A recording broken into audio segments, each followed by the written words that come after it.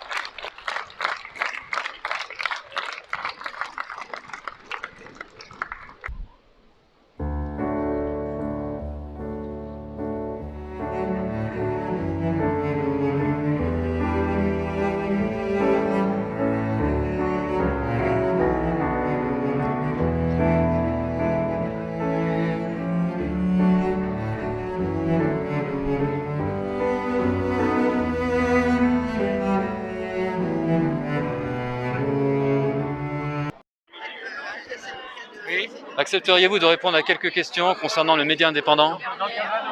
Je suis attendu là, oui. Vraiment 2 minutes? Non mais je suis attendu là, donc merci beaucoup madame. Merci beaucoup monsieur, pardon. Merci.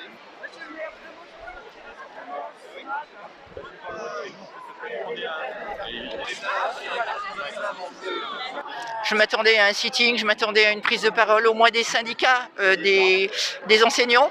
On ne sait pas s'il y en a, on ne sait pas s'il n'y en a pas, on ne sait rien. Et effectivement, il n'y a pas eu de listing en quelque sorte, on ne sait pas qui est qui fait quoi. Alors moi je représente avec d'autres là les MJC Oui. de la Grande Garenne et de la Maison des Habitants à Bassaux, voilà, quartier la Grande Garenne Bassaux, et je trouve que c'est léger. Quand je vois ces deux jeunes filles là avec leurs pancartes qui sont bien esselées, ça me fait mal au cœur pour elles sont dégoûtées. On voilà. peut bien le penser, et puis on peut... Mais... C'est ce que je voulais vous dire. D'accord, justement j'allais rebondir, on parle de la France, etc. Et justement on fait partie de la France, c'est Angoulême.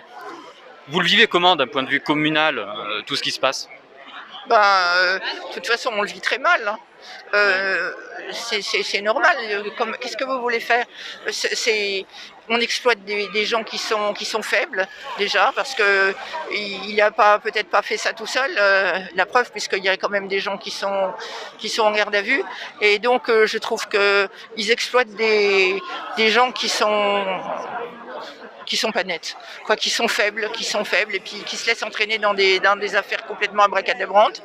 Enfin, et parmi tous ces gens qui viennent en France, qui sont migrants, je crois qu'il se filtre des gens qu'il ne faudrait pas, quoi. Il faudrait faire plus de tri au départ quand ils rentrent en France, sans être raciste, parce que je ne suis pas du tout raciste. Je bosse avec plein de nationalités, et franchement, enfin je bosse, c'est beaucoup dire, je suis bénévole, mais je trouve que il faudrait faire un tri quand même. Et quand ils font des choses vraiment trop moches comme il vient de se passer, il faudrait quand même les raccompagner à la frontière. Ils n'ont rien à faire en France, ces gens-là. Rien du tout. Qu'amener le bordel. C'est tout.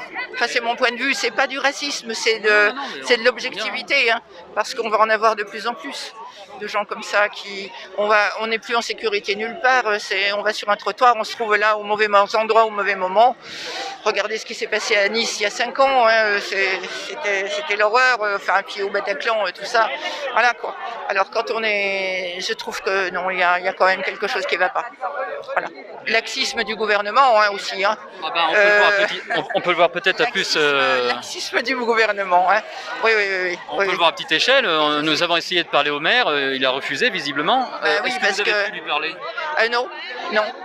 Non, non, je voulais lui parler, mais non, c'est pour ça que je vous ai raccroché.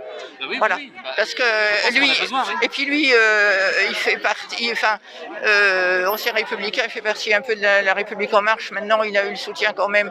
Donc, il est en porte-à-faux par rapport au gouvernement. Puis peut-être qu'il, comme c'est en plein, comment dire, en pleine enquête, quoi. Pour ne pas peut-être gêner l'enquête, c'est peut-être les motifs qu'il vous dira. J'en sais rien. Mais il veut pas s'en mêler, quoi. Voilà, c'est tout. Ouais, je crois que je vous ai tout dit. Merci beaucoup, madame.